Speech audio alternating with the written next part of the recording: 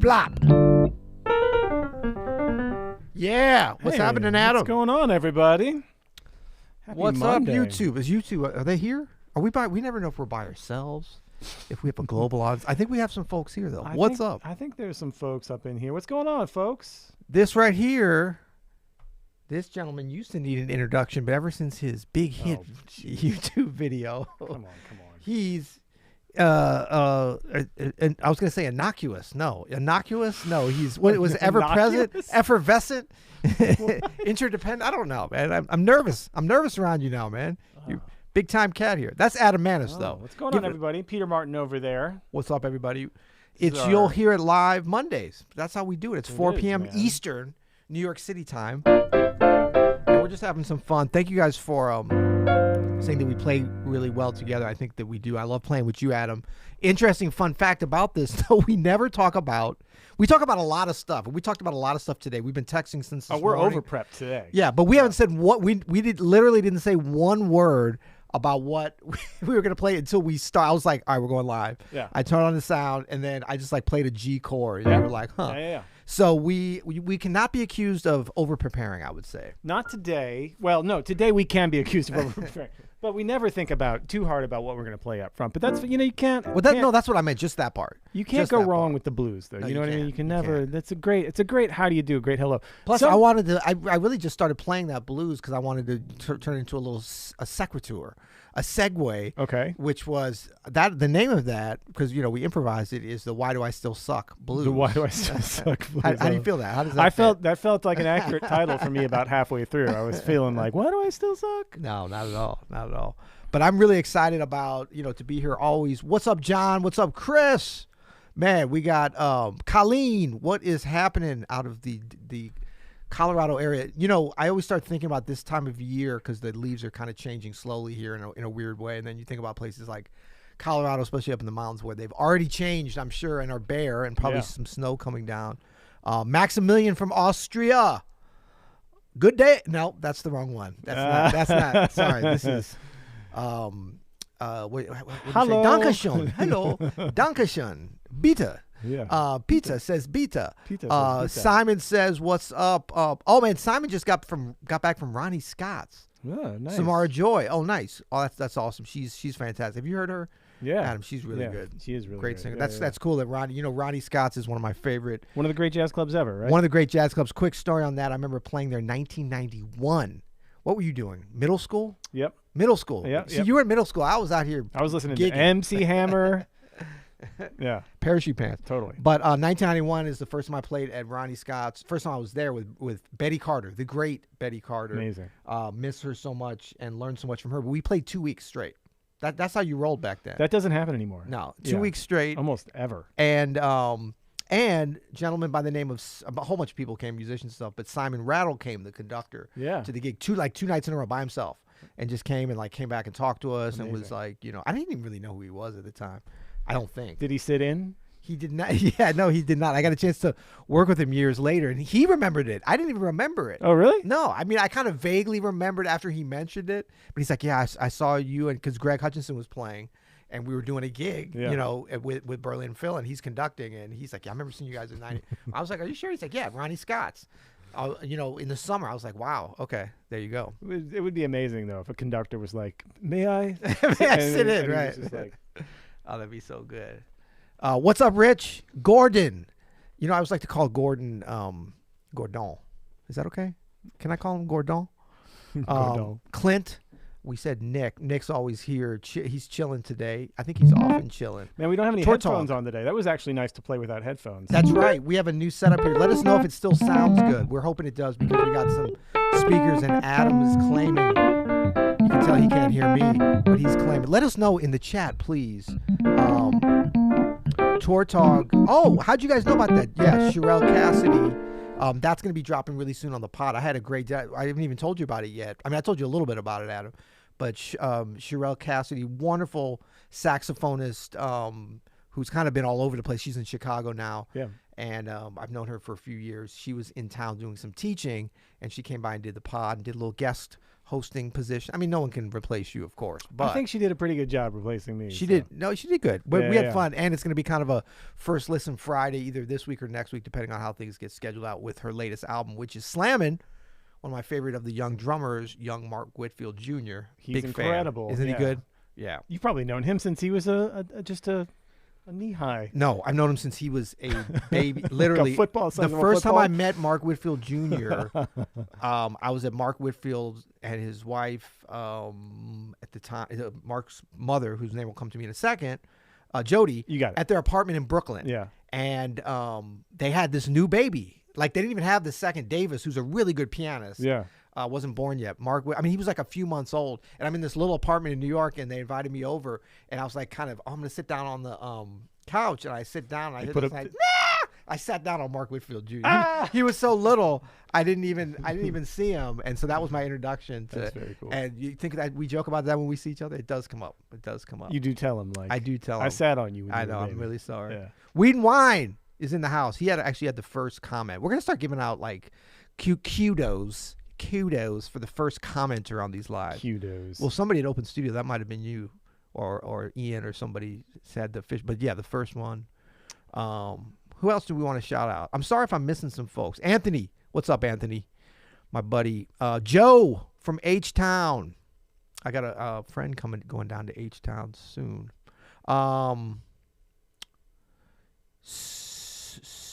We always, you notice we always like skip the names that we're a little unsure of and then kind of come back to. It's kind of like when you're learning music, you know, and you practice the easy part first. Yeah, you're yeah. like, you're like Lush Life. Let me skip the verse and go right into the melody, which is hard too.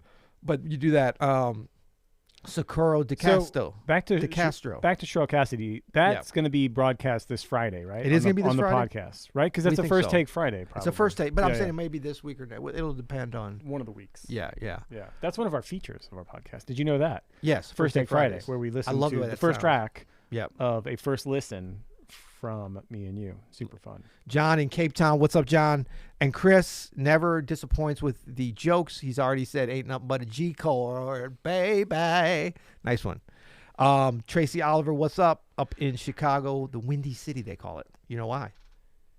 Because of all the hot air the politicians blow? No, because it's very windy up there. No, I heard it was, I heard Oh, you did? it was because of like, some kind of 1920s, like, oh, it's the Windy City, see, kind of thing. Like, Could be. Yeah.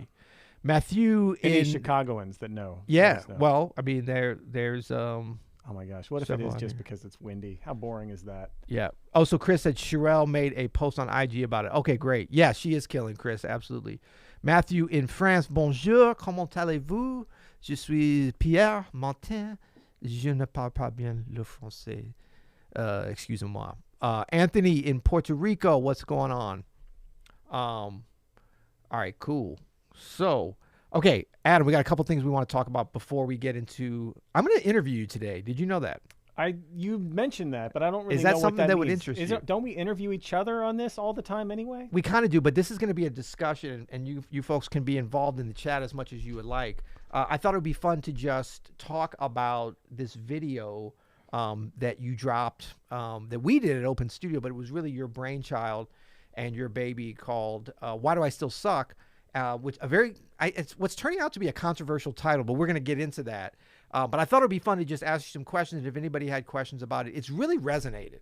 And I would say mostly positive. I think some people, I want to kind of give you a chance to explain this because some people got a little confused on it. And there's a little bit of, would we say some mild backlash, possibly? Yeah, I mean, I don't know if it's backlash. I just think it got to the point, and we've experienced this with some of our other videos. It's like once you get out of the inner circle of jazz nerds that are bread and butter, and well, it's no us, offense to anybody in the live. What you're talking about is you and me, buddy. Yeah, it starts here with That's you and me, right. but then it extends out to dare I say the folks here in the live chat. Absolutely. You are our favorite kind of nerds, and then it widens out and winds it out. But we've noticed on our other videos, it's like once you get over that 100,000 mark, Yeah. then YouTube starts pushing it to people who are less. They're interested, but they're obliged. interested in from a different angle. Yeah, they're possibly. barely interested in anything, Yeah. but they're definitely interested in kind of giving us crap. But that's Right. always fun too. That's when you know you've made it, That's right. Exactly. Exactly. or when the video has made it, I guess. Yeah, so we're going to do that in just a second, but I thought we could kind of go through and talk about a little bit of the news that we have, because I think it'll be interesting to people, and encourage everybody to really, if you haven't checked out the podcast, Yeah. this would be a great time to do that, because we're about to drop a blockbuster. You're talking about Blockbuster. Yep. We're about to drop a Blockbuster interview with none other than Mr. Ron Carter. That's right. Yeah. Ever heard of him? Yeah. We had such a fun time here. What was that? Last It was Thursday. last week. Yeah, yeah, Thursday. yeah. It was amazing. Interviewing him, and of course we did a conversation with Mr. Carter with the Maestro a few months back. Yeah. On right here on the YouTube channel, and that was fantastic. With this, we really got a chance to dig in a little deeper, and we've kind of decided to, I don't know, we may put some snippets for video, but it kind of worked out that it was just better suited for the audio format, for the podcast format. Yeah, it's going to be a great long form podcast, I Yeah. think. I mean, that he's so generous with his time and his wisdom, and his personality is just so amazing that Yeah. I think, it would be a super long YouTube video, but I think as an audio podcast, it'll be really, really inspiring for folks. And then, fingers crossed, Peter, we get to do more with Ron Carter later. Hopefully.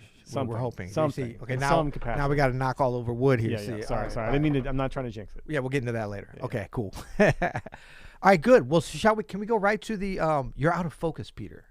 He says I'm out of focus.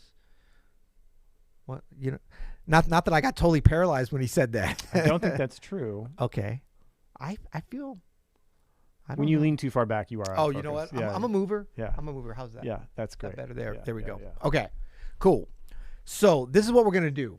We're going to first of all can we just give a shout out to our camera lenses for that kind of shallow depth of field? That's Yeah, amazing. That's right. So you guys got to understand with this. This is like the reason it looks like we look like Hollywood movie stars is we have premium. What do they call this? Prime lenses, premium lenses, or something. Without these, you might not enjoy the visual so much. But one thing that includes is if we move around, like being, we're still learning about all this, but you can get in and out of focus very easily. I think I'm fine. Yeah. Oh man, My face looks better out of focus anyway. Me too. Okay, so let's talk about the video first. Yep. Okay, so the title of the video, and for those of you that haven't seen this, we're not going to really, well, I mean, I guess it's giving it away a little bit, but basically, we're not going to spoil it or anything. But if you get a chance, if you've seen it, it'll kind of make a little bit more sense. But Adam, you titled this, Why Do I Still Suck? Yep. And like I said, I'd love to talk about the title some more. But first, I just want to ask you, what prompted you to make this video? Because this really just came out. Sometimes we talk about stuff together and we'll throw around different ideas. The actual form of the video was very similar to a lot of things that you've done with your GPS guided practice sessions, in which you go through and practice a particular concept. But because you really laid out a concept that was pretty dogmatic from the beginning, it was a little bit different from some of your other videos. So what prompted you to make it?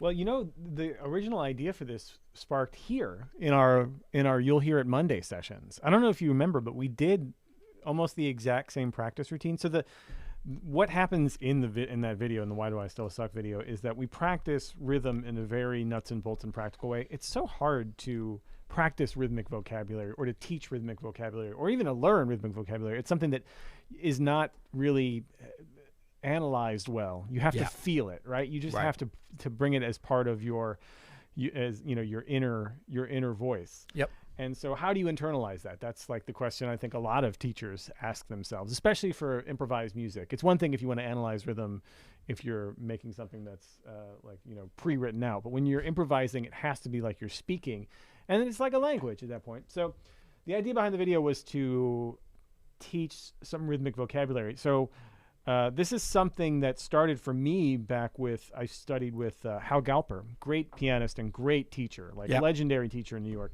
And he would always have a thing of play your snare drum solo. So, study like New Orleans second line snare drum solos, or even just grooves, right? Or whatever kind of music you are. Study the drums and the groove they're making. Take your drum solo and just add notes to it. So if you're doing something that's like mildly swinging, like Peter, give me something that's kind of like mildly swinging here, like a blues in G or something like we were just doing. You just want me to play? Yeah, just play a little bit. Just like I'm gonna solo, you accompany me. Oh, okay, sorry. I love that was your version of mildly swinging. Well, no, I'm kind of an all or nothing guy. You know, it's hard for me. It's either. What was that? Not mildly swing? That was not swinging. Like mild. It was like Taco Bell mildly swinging. Okay. No, so I'm going to take my snare drum solo. So the idea is you take a drum solo and you just add notes over. This is Hal Galper's teaching, at least the way I remember it from back in the day. So give me a tempo you want. 1, 2, 1, 2, 3, and So I'm just going to take a snare drum solo.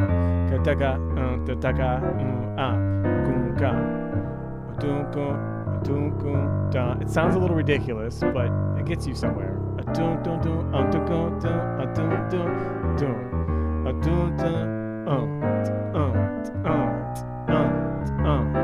Now I'll add some notes.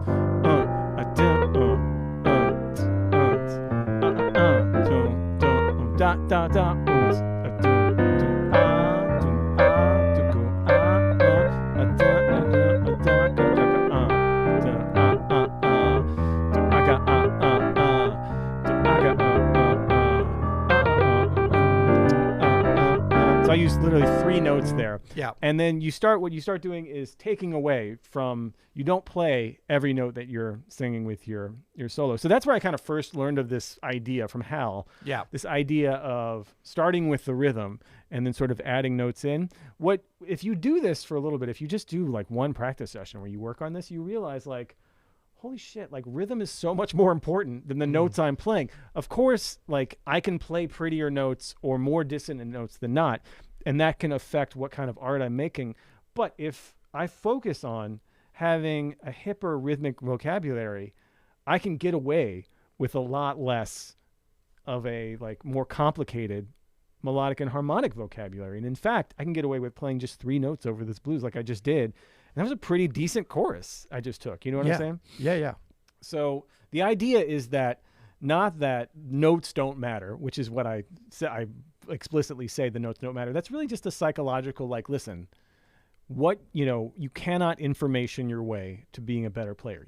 We think like we're just going to gather more scales. We're going to gather more chord voicings. We're going to gather a hipper way to play outside. We're going to gather a hipper chord substitution and hipper, like melodic language. And that's all great. I'm not saying like that's not valuable. Of course, like if you look at any of our other videos, that's all we talk about. Right. But overlooked often is this rhythmic vocabulary idea. And I, like a lot of things we do around here, shout out to my daily guided practice session folks who are there, a ton of them that are here right now. OS Pro in the house. Open Studio Pro is in the house. And that's where, it's been just a lab for learning how the struggles that people are going through. Yeah. A lot of players on Open Studio Pro, a lot of players in the daily guided practice session know a lot of theory, scale theory. They know a lot of melodic vocabulary. And they're still wondering, well, why don't I sound as good as my heroes? Yeah. And then if you go and you transcribe someone like Sonny Clark or something, you realize like melodically, it's not incredibly, like, it's not as sophisticated as you might think, right? It's not, I mean, there's certainly like a beautifully melodic sentiments happening. Yeah. But what Sonny's playing. Like, all that stuff already. He's playing the harmonic minor scale over a minor dominant chord. Like, of course, like, that. Yeah. You can already do that. Why don't you sound like him? It's because your rhythmic vocabulary isn't quite there. So that's where this idea sparked from, is how do we work on rhythmic vocabulary? In here, several months ago, I think in the last summer even, maybe last fall, we did I don't know if you remember, we did an episode where I took solos. I think it was... Oh, on the pod. Well, on the podcast. Yeah. We did like a Wynton Kelly solo maybe, or Dizzy Gillespie or something. And I took the notes out. Right. And we did use the rhythms. Use the rhythm to improvise over it. It was actually hard for us to read. It's kind of an awkward episode because we're trying to read it. Yeah. I sprung it on you, as we often do. Right. And I wanted to do a different version of that. And what I realized is teaching this in the daily guided practice session was that you don't even have to do solos. Yeah. If you just take Charlie Parker's melodies, like heads tuned, which yeah. were oftentimes actually improvised, started out as an improvised solo, or monk heads especially. Monks' compositions have the entire, like almost the entire breadth of 20th century rhythmic vocabulary wrapped up in his canon of work. I mean, it's if you want to sound swinging and funky and like in the pocket and with syncopation, study Thelonious Monk's composition. You don't even have to study his solos like you could, because they are all that as well. But if you notice when he solos, plays a lot of the melody. Yeah. Because the melodies are already so swinging. Yeah. So if you can get that rhythmic vocabulary, then that's when you want to start adding pretty notes or out notes from outside the changes or more interesting melodic vocabulary. But we often overlook, to our own detriment, the thing that is the most impactful in the music that we listen to. It's not the slick, like crazy out melodic content. It's that rhythmic content that makes us go, whoa, that's what really gets us. So well, and I think that, you did a great job in the video really explaining and continuing the discussion and really how you practice that, the whole concept of like the notes, they just don't matter.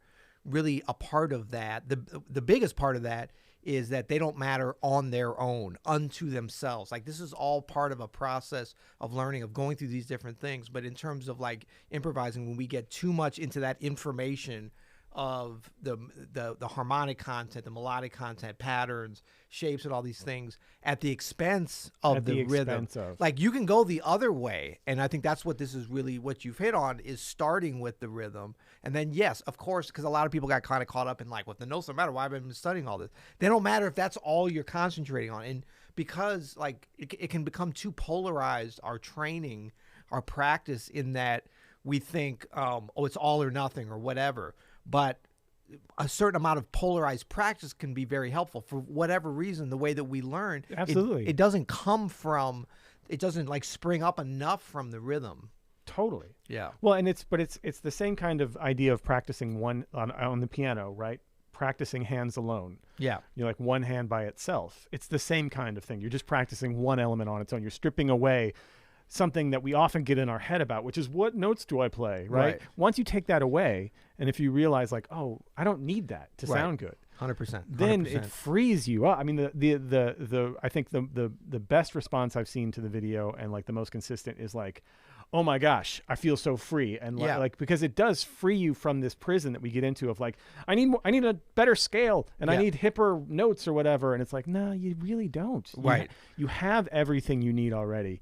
You just got to open up to the possibility that this is a rhythm game that we're playing here. This isn't necessarily a notes on the page kind of game. Absolutely. And I think that's why, you saw in the comments, and we're going to get into some of the comments. I'm going to pull some up. But you kind of had two camps in terms of like, I think a majority of the folks that weighed in, and we appreciate all the comments always. Like that's that you would take the time to watch our videos and then to comment and to interact is absolutely is super flattering. Yeah, even when you're calling me an idiot, it's exactly great. Thank you. That's all part of it, I guess. But I wanted to ask you about the title, because a lot of folks got caught up on that, and to me it was a little bit like, you remember when they used to have the Internet for Dummies, Microsoft Word for Dummies, and that was always a funny thing, because I was like, man, who buys this? Like, do you have to select yourself as a dummy? But not really. Those books were actually pretty good.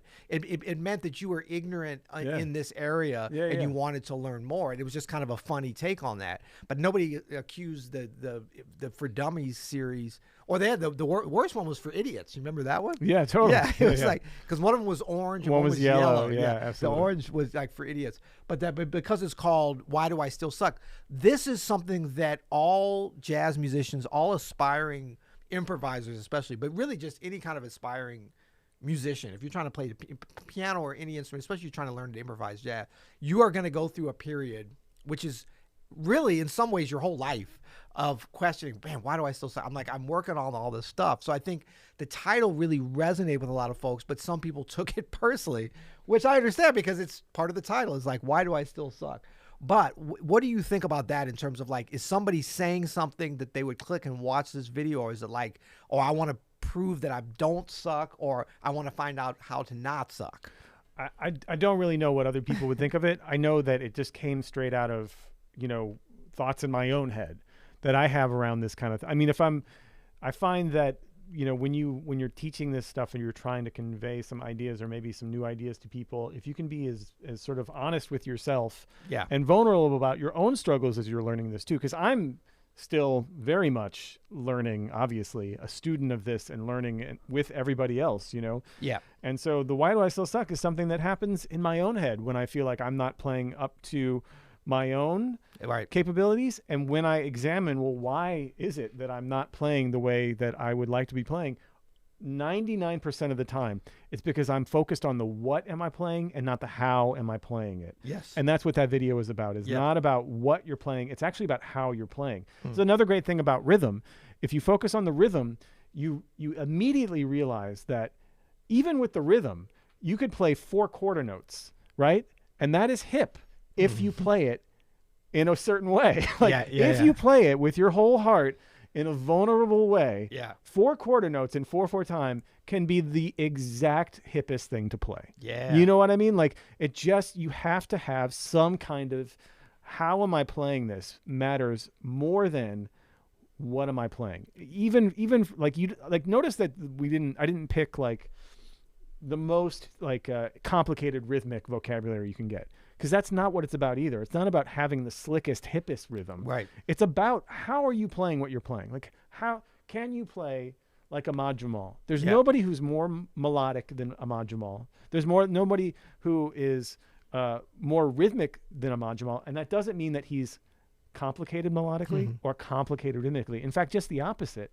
I think does what the greatest artists ever can do, Monk too, which is they make things that are very, very simple, sound very, very elegant. Yeah. You know what I mean? And they do it in a way where you are with them from the first note to the last. And it's because they have a swagger about what they're playing. They believe it and you believe it. And that's more important than any kind of, slickness that you can apply. And in fact, when we kind of get down to the rawness of things, that's where the good work is, I think. Yeah, and I mean, I'm glad you said, I was just about to mention swagger because you mentioned that in the video too. And I think that ties in with this idea of how you play something instead of what you're playing. Absolutely. And I think that people need to bring to these situations a video like this, you can really learn a lot. And it was great for me, like just as a reminder and kind of reinvigorate. I thought it was super inspiring. But if you come to something with some humility instead of sort of like, why do I still suck? But I'll just say with the title, and I'm going to pull up our first comment here. And I don't know if you can see that there. But basically, folks have to understand, we're big time here at Open Studio, but not really. Like, we're not in constant communication, believe it or not, with like YouTube and Google and what's her name, the woman who's CEO of interestingly, YouTube. they don't really care about our little jazz instruction channel very much. Yeah, so I know that I think there was a certain amount of like the anger and wrath coming against you and against us was like that where like the world is coming down. And I understand that because like the way these algorithms can work is it starts to pick you out. It's like, why does it keep saying I suck? Why does Adam keep saying I suck? But we have no control over that. Like we put the videos out and then YouTube does what it does. But this person had said, wait, let me pull it up here, make sure I could say, well, you guys can read it. Lighty 3, or what does that mean? I don't know. I like how this one just keeps getting recommended to me. Laugh out loud. Okay, I know I suck, bro. You don't need to say it to my face every day, every hour is okay. So there was a certain amount of this kind of sentiment going around. That's pretty funny though. Yeah, no, it is pretty funny. But what I was saying in the comments, and I had a couple things. Okay, so lots of comments on this, one of our most commented videos of all time. They kind of break down into several different buckets, I think. And the first one is what I call kind of like just thank you and a lot of love for what you put out there. But it's the same thing tied in with the title in that they were sort of like, I've been trying to figure out why I still suck. Thank you for giving me a tool to answer that, or like a pathway that's kind of simple for me to practice and to get better. And so some of these are really good. And I'll just start with this one here. This was a mind-blowing session. This is Michael Goldston. This was a mind-blowing session. I knew this already intellectually, but the way Adam explains it was so clear that it gave me goosebumps. This was the most amazing lesson since the magic voicing system on Open Studio. Thank you, Adam. What do you think of that there, big guy? Thank you, Michael. Thanks for the kind words. It's really nice. Yeah. And then we've got, let's see here. All these practice sessions are phenomenal and so useful. This is Pat Zim. That takes a lot of work and creativity to keep making these. Thank you so much, Adam. Like and subscribe, everyone. I agree. And, to that point, I know that you put a lot into this video. Is there anything, without giving away too much of your secret sauce, you can share with folks about kind of the process? Because you wrote this, produced it, and edited it and everything yourself. I mean, this is like really something that went from your brain onto the internet. Yeah, I mean, it's like everything we do around here. It just starts with, and this is really not just for the video, but for making anything, for anybody. Again, just like put yourself in your shoes. Like, what do you need from this? What is real for you for this? What is honest for you for this? And then see if there's a way that you can communicate that in a clear language, in a clear idea, and then maybe try to be a little cheeky. Yeah. Well, that was good. If folks mentioned that was some fun stuff in there. So here's just sort of a bunch from Scott. Thanks for being you, the very fine teacher that you are back. This is the build up. Adam's self-esteem segment. Yeah, what's going on here, man? Oh, don't worry. We're going to get to the haters in a second. I wanted to give you some. Is this an intervention? I wanted to build things up first. The very fine teacher that you're backed by your passion and desire to share your knowledge of music. Through you, we get it. And so that's like, I think as a teacher, especially, in the video online format, that's like, really great praise. I'm so best channel by far on YouTube for really learning jazz and mind blown again. This is great. That's Will. Nathan, thank you, man. You unleashed the monster. The monster came out to play tonight. David says this is exactly what I needed. Yeah, I mean, I think there was definitely that sentiment we heard over and go. People needed to hear this. Like, people were getting collectively a little too far into their heads, I like Chris here. Let's get to the shit talking. Okay, good. Glad you mentioned that, because somehow I have that prepared too. I knew you would. But I'm going to like this way more than that last page. But anyway, right. No, but first I want to, okay, so the next so that's just kind of we love you, Adam. But I mean, it's really, we love that even though it's like witty and entertaining what you're doing, people are not going to just stick around for that. Like, you got to really give them something, which you did. So there was a lot of that. Am I blushing? Jeez. You're blushing a little bit. Yeah. Yeah. And then we had the funny ones. Now I like these. Okay. So there was so many, so apologies for the ones I left out, but this one was good here from Michael. Such a good presentation. After the 5th or 6th reminder, I think I finally got the message. So good. I'd like to thank myself for subscribing to the channel a few days ago. Man. That was pretty good. Good one, Michael. And then these are all in the funny bucket. The Django frets. I'm getting the sense that the notes just don't matter. What scale or mode works best for this idea? Okay, but so this is funny, but this is what the video is about, right? This is what we as players, our answer is like, okay, well, what mode could I put on top of this to make me sound better and to make the notes actually matter? The whole point is like, you actually don't need that. That's not what you can be like. If you spent half the time that you spent worried about what scalar mode works on what rhythm I'm playing, you would be like 4 times the player. No, but I think he did this as a joke. For sure. Okay. For sure, but that's I was like, wow, Adam, you didn't get it? No, I got like 481 people got it. They gave it it's very insightful.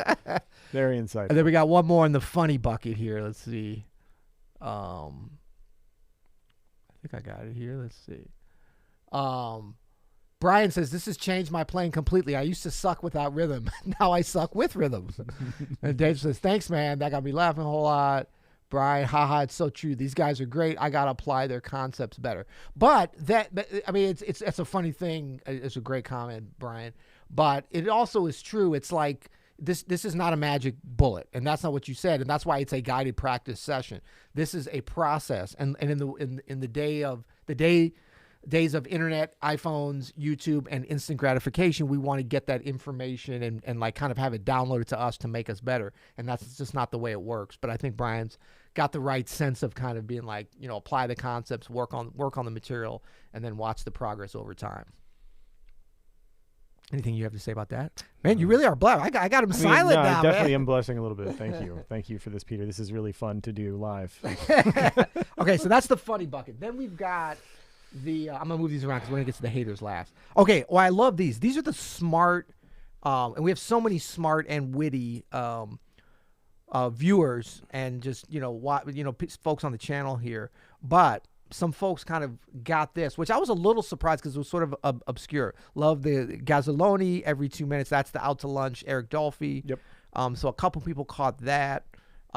Which I mean is big because you keep coming back to it. It's a huge part of the video, and you choosing that snippet was genius. No accident for that. Eric Dolphy is a huge inspiration for this kind of idea, and that track and that whole album is so swinging, and not a right like quote unquote right note in the whole thing, and it feels amazing. It's Tony Williams, and I mean it just couldn't get any better. Well, and the phrase is such a kind of inside joke meta for what it is that you're saying. It sort of typifies the concept really brilliantly. Totally.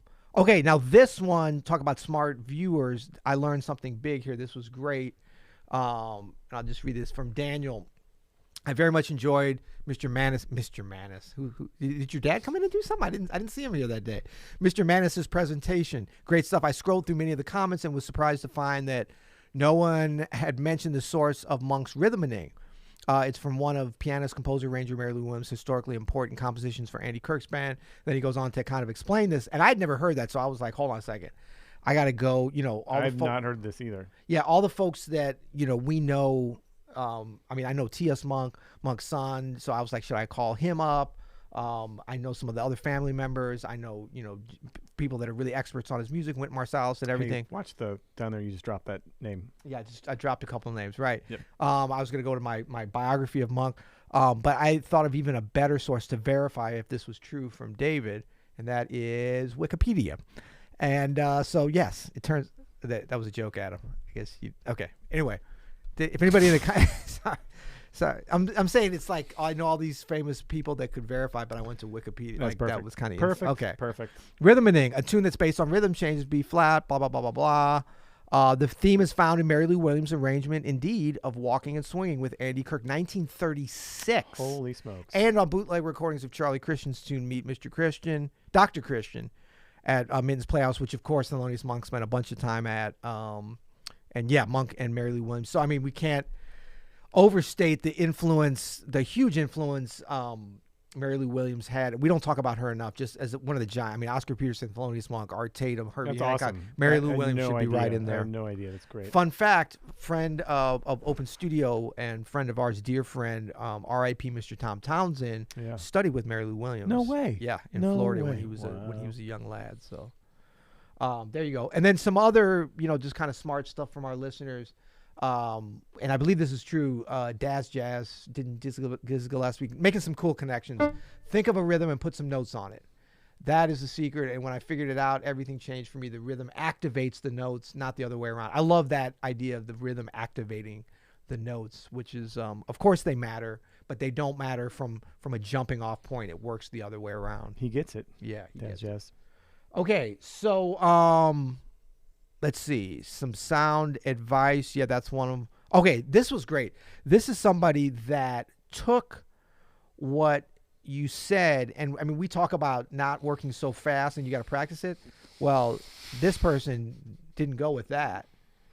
This shit works, Mike said. I can testify. I've just come off stage, and before my second solo, all I'm focused on was rhythmic timing, and boy, did it make a difference. It swung a hell of a... And then, look, he's got bullet points already.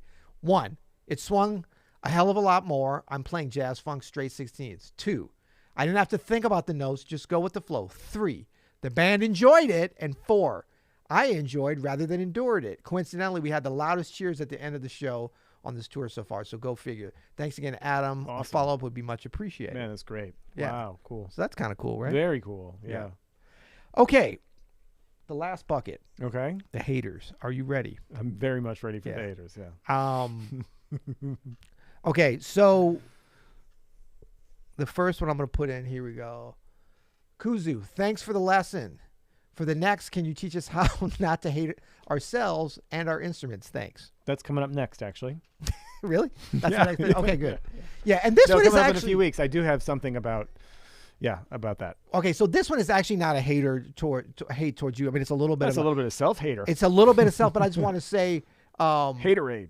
Yeah, I mean, I think that this is, again, when we bring some humility to these kind of things and a little bit of tongue-in-cheek or whatever, I think it can be good, but yeah. And then this I thought was kind of ironic because the handle, free jazz lessons, which is kind of what you provided with this. It sounds right? like a threat. Free jazz lessons. Bruh. I love when they start, bruh, bruh, it's culture. If you don't get that, you're done. If you don't fit in the scene, you're done. If you offend the right group, you're done.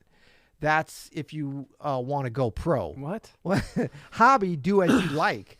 First of all, we're not big on like pro and hobbyists. There's connecting with the music and there's not. I don't buy all this pro and hobby.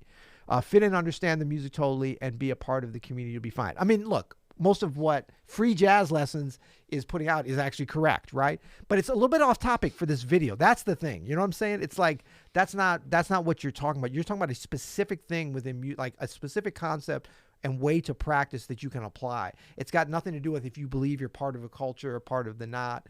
And this is just a way that I think people sometimes come in and, troll the comments and divert and co-opt the discussion in a way that can be counterproductive. Chris makes a good point here. Is the handle, do you think, Peter, is it free jazz lessons or is it free jazz lessons? Right. Or what I was thinking maybe is free jazz lessons. Like jazz lessons are oppressive, so free them. Oh, like free the jazz. Free jazz lessons. Maybe that's so there's 3 ways. Maybe that's it. There's at least 3 ways. Okay.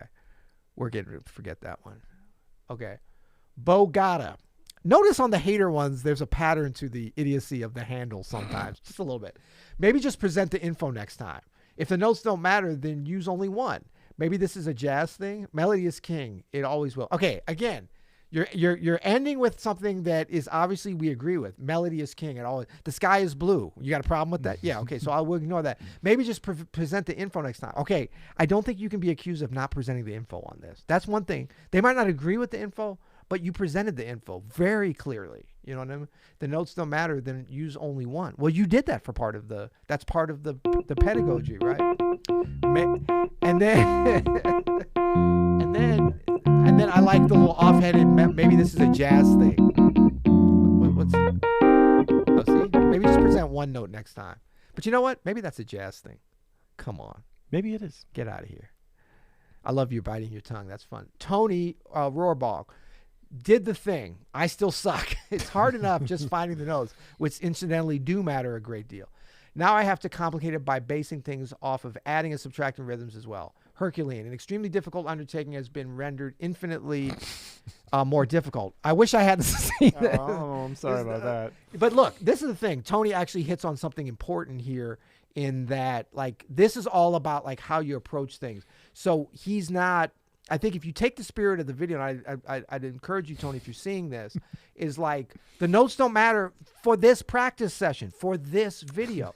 So you're trying to still make the notes matter, and then you're adding and you're trying to do, it is Herculean. The whole point is like simplify and isolate. Yeah. We are simplifying and isolating the rhythms, and we're not talking about adding and subtracting as rhythms. We're talking about starting from nothing and coming with just the rhythm. So I think... and the other thing is, did the thing. I still suck. I mean, you watched the video, and then how quickly did you put this comment? I mean, come on, man. You know what I'm saying? You know. I feel so bad for the last sentence, though. I wish I hadn't seen this. Like, I can't unsee this.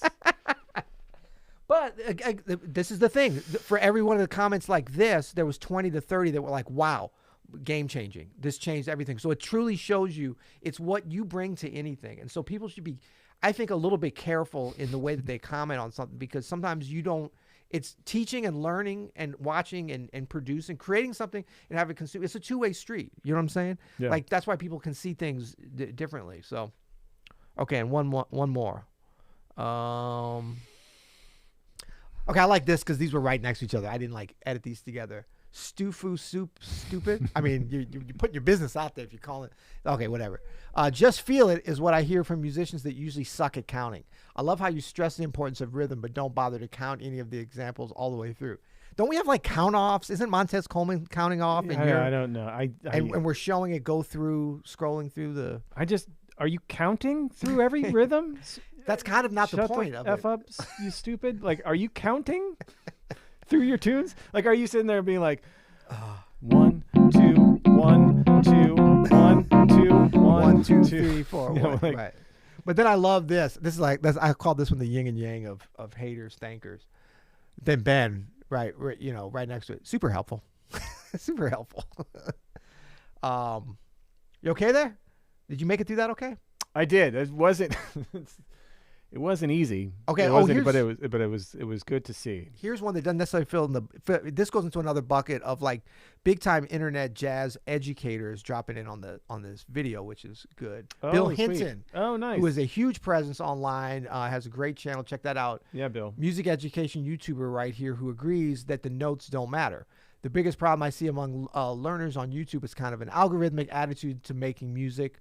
All I have to do is figure out how to press the right notes, when in fact, the pressing the right notes is the least important part of the process. That's a great concept, and I think he kind of tapped into and just sort of put it a little bit different way of what you were going through, but that it's an algorithmic attitude to making music, or I'd even say to learning music. It's an epidemic on YouTube, actually. It and is. You know what? But in YouTube's defense, and in just the defense of like the art of trying to teach this stuff online, Yeah.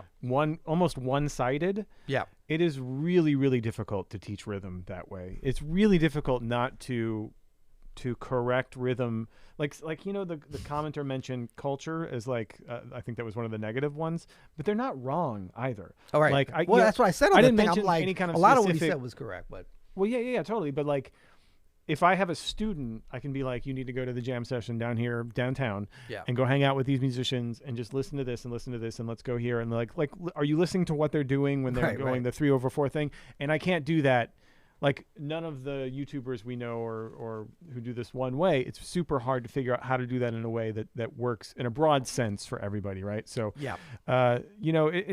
it's a hard part of trying to teach in this new medium. Now, I'm super stoked and up for the challenge, and I'm glad that you are too, Pete, of trying to figure out interesting new ways to do this in sort of a one-sided and two-sided format. Like I think these lives that we do with this really hilarious and insightful chat, Yeah. super helpful for like where does everybody stand on some of this stuff, and how would what do they know, what do they don't know, what do they don't know, that kind of thing. Right, and that's why we right. do our daily guided practice session here at Open Studio as well, is like that daily Zoom call. It helps to be like, oh, okay, like people seem to actually know quite a bit of scale theory or chord theory or things like that, and they know the melodic minor modes and all that stuff, but they still are having a hard time feeling free or Yep. confident when they play. Well, they don't know this part of it, and that's something that you just can't tell being super one-sided on a YouTube video, at least in my experience. No, it's great stuff, and I think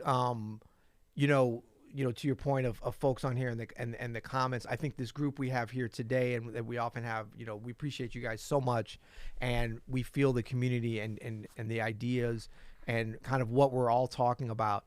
But what I think that you did on the video and what we see in these comments, and the reason I wanted to highlight them, because I'm not usually like big on, we're going to do our thing and we're trying to help people here. We are helping people, and we're not trying to come out and say this is a bigger plan of what we believe in and make like a philosophical statement. We're just trying to help people play jazz better. That's what the YouTube channel is about. That's what Open Studio is. That is literally our mission statement. That is our mission statement. And so we will do whatever we can Right. to make that happen. But I think that what the comment section on this video, Why Do I Still Suck, it kind of codifies and has brought together a bigger group of folks that are kind of either very involved with like the online jazz discussion and just sort of where jazz is now, and specifically jazz education and getting better. But then tangentially, other folks that are kind of say that again. Tangentially, Say that 3 times.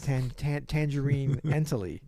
I'm hungry for tangerine. Do we have a tangerine spindrift by any chance? I don't think so. But folks that are, our friend Rick Beato, ever heard of him? Folks that watch Close that personal channel, friend. yeah, and are not necessarily like thinking about jazz every day like we are and like our community is, but are interested in it and specifically interested in it for like learning about how to get better just as a musician. It's such a great place to play in, and to learn advanced harmony and theory and rhythm and stuff. So what we saw in the comments there is really a meeting place for kind of probably more than anywhere else. I don't think Downbeat has like a bulletin board or anything on their site. This is probably the number one for this week and last week or whatever, number one meeting point for folks that want to sort of say what they think. And so, about the jazz scene and getting better in education and that kind of thing. And so from an algorithmic standpoint, we're not thinking about that at all, but YouTube does kind of reach out and it gets it in front of a bunch of people that don't know you, don't know me, maybe know Herbie Hancock, but they, maybe know Leonard Skinner and I don't know, who's Leonard Skinner? That's a band or a person? It's a band. I can never remember. Remember that time we were doing the live here and I got totally thrown. We were talking about something, and you thought it was so funny because I was just like, You were, yeah. Stephen Perry. Stephen. See, It was Stephen walk this way, and you were like, walk like this. Walk like this. Stephen Perry. Tyler Perry. But then that's right. Look, it's the same problem. Steven Tyler. You're like a pop culture encyclopedia with Stephen Perry walk like this. Wait, because his name's Tyler, right? Steven Tyler. His name is Steven Tyler. But see, and Tyler it's Perry is a different person, so I got confused. Oh my God. You know. So thanks everybody, Peter. This was super fun. A little awkward to read the comments. Super fun to talk about it though. But we haven't done a ton of stuff like that video, and so we're gonna do a lot more of it. So put in the comments here or in the chat, like what you would like to work on in that sort of rhythmic vein. We're definitely gonna be doing a course like this coming soon, probably in early 2022. Where we're going to figure out, I know we have a ton of Open Studio members on here too. So be looking for that. We'll have a rhythmic course where we learn how to play with solid time, solid rhythmic vocabulary, swagger, and swag it up. And then just take the pressure off of like having the right notes. And this is the reason we're doing the course partially. I mean, we listen to y'all, and Pick and Stone is one of our longtime members and friends. Adam, Peter, hear me out. You guys need to. I love how Pick and Stone starts. I hear me out. We always hear him out. What is he talking about? Like, you guys need to turn the idea of rhythmic vocabulary, phrasing, micro and macro time, and time field into one course. Get all the Open Studio peeps on it, especially Ulysses and Hutch. Absolutely, we need more material on rhythm. Please make a course about this topic. Not enough on the internet about rhythmic language. So this is so helpful to us because I didn't know that. I mean, I guess I did, but I would have never thought about it like that. There wasn't a lot about rhythmic language. And I think a lot of the folks in the commenters, even more so than us. I mean, we look around at other stuff, but we don't always have a feel where we're kind of in creator mode and putting stuff out there. And it is good to know where the holes are because we want to provide value. And we've got ways that we can help even beyond what we realize sometimes. So that's all coming soon, as they say, right? Hop Rocker makes a great point. Jeffrey Keyser has some great sections in KJP about just rhythm using the drum instruction on the piano. Yeah, totally true. Keyser's got some great ideas on that. But we do need just a sort of rhythmic tent, right, at Open Studio. Okay, tour talk coming soon. Adam soloing with your thumb. It's about the rhythm. Stupid. Wait, write that down for your title. Oh, and to everybody that was like, "Oh, this is just clickbait with this title." Yes, absolutely. Okay, you'll hear it. No, it is. Look, we have a thing here. We do like to have catchy titles because that gets the videos. I open videos with catchy titles, but our titles always. I don't think we've ever varied from this, Adam. Correct me if I'm wrong. But they are never clickbait in the traditional sense in that you're clicking them and not getting what we're telling you you're going to get. Yep. So this is why do you still suck? We tell you why you still suck. Now, it's up to you to decide how much you suck and self-select whether or not. And as we said at the beginning, I think we all do in some ways. But, I mean, we can't build up or tear down your self-esteem necessarily, but we can give you exactly what it is that we say. And so that's why we don't actually consider any of this stuff clickbait. Yeah. No, okay. It's honest.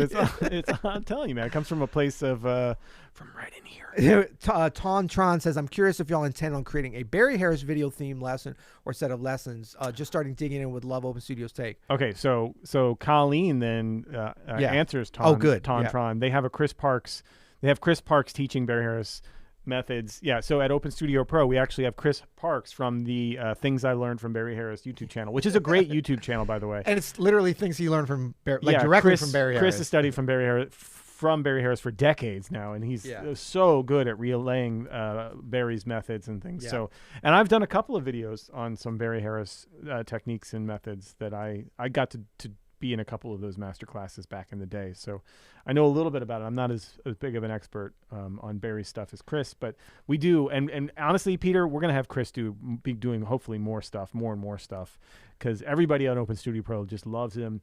And of course, like those Barry Harris ways of looking at talking about playing the right notes or the notes that matter, like Barry Harris's way of breaking it down, it always considers rhythm. It always considers where you are in the time. It's so brilliant. He's, obviously one of our best teachers ever. Yeah, absolutely. Okay, so I was just gonna, I just dropped a link in the thing here too, but maybe will it work? It might not work. Well, you guys can see it in here. It's kind of a funny thing. The one we just dropped from Open Studio is a video that Adam did on Barry Harris, which was from last year, like a GPS on the YouTube channel, so you can check that out. And you can also see how far his overhead camera angle has come because he was like in the his overhead thing was in a vortex there, which was kind of funny. So that was good. What else we got on here? We had some other funny stuff. Oh, here we go. Chris. Steve Tyler equals Aerosmith. Steve Perry equals Journey. Tyler Perry equals director, etc. There's like got to he's be. already getting ahead for the ones that I could mess up as well. You know? Perry Tyler is a sleazy record producer in southern Florida. Right. Hey, you know what we're going to do right now? We're going to do the first ever. No, we're not going to do that. I was getting a FaceTime call from somebody that would be of interest on the podcast. I can't. Oh, really? You can't bring him on? I can't bring him on. I mean, not without prior authorization. It's time to go anyway. Thank you, folks, so much for Don't forget Joe Perry. Joe Perry. Oh, boy. Oh, don't forget Perry Winkle. Perry Cuomo. Perry Cuomo. That's true. It's not Cuomo. It's Cuomo. Cuomo. And then Chris Cuomo. Yeah, the ousted governor in disgrace of that's his brother actually. Joe anyway. All right. Thanks everybody. Say. Until next week. You'll hear it.